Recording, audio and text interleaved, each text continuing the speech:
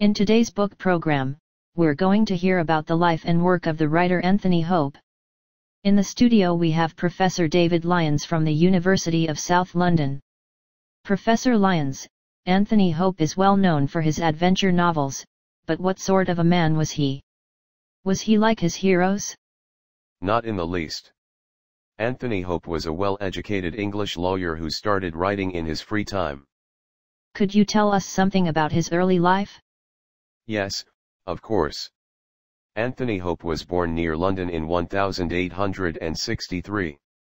After finishing school, he went to Oxford University, where he studied classics.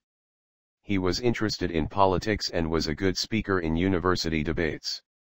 After Oxford, he trained as a lawyer and started working in London in 1887.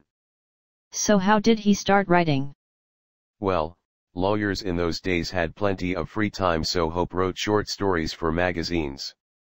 He wrote his first novel, A Man of Mark, in 1890, but had to pay for the publication himself. How about his most famous book, The Prisoner of Zenda? Did he pay for that? No.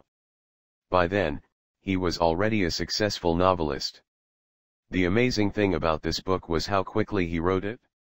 He first had the idea in late 1893 and the book was published in April 1894.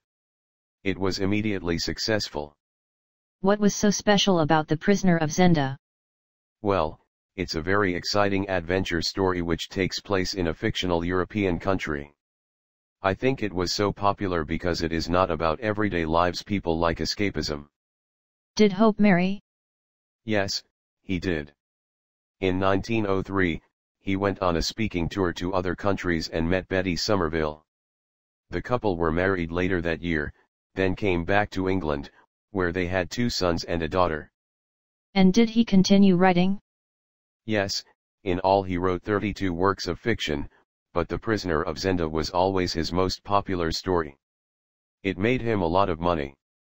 A lot of films have been based on the story, and the public still enjoy reading it today. Thank you, Professor Lyons, that was most interesting. If you haven't read The Prisoner of Zenda yet, borrow it from your local library. It's one of those books you just can't put down.